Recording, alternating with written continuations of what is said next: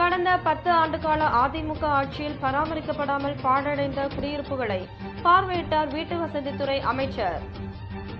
கோவை மாவட்டம் Sowripalayam housing unit PSG ஹட்கோ பகுதியில் கடந்த 10 ஆண்டுகால அதிமுக ஆட்சியில் பராமரிக்கப்படாமல் பாழடைந்து உள்ள குடியிருப்பு வீடுகளின் உரிமையாளர்களையும் குடியிருப்பு உரிமையாளர்கள் சங்க நிர்வாகிகளையும் சந்தித்து பேசினார் தமிழக வீட்டு வசதித்துறை அமைச்சர் சு. முத்துசாமி அவர்கள்.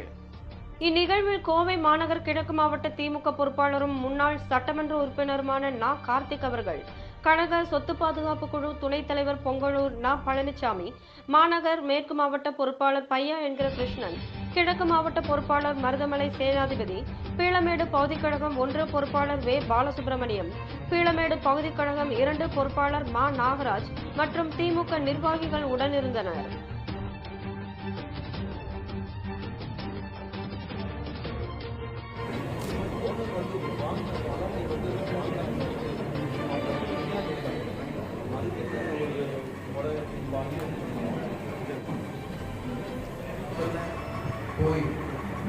கோயில் பிரச்சனை சொல்லியிருக்காங்க. அது எங்களால் முடிஞ்ச அளவுக்கு திருப்தியாக ஏன்னா ஒரு இடம் சட்டத்தை கொண்டு போய் வச்சு அவங்க பண்றதை விட நீங்க இருக்கிற நிலைமை காமிச்சு அதை முயற்சி பண்ணுங்க. அதான்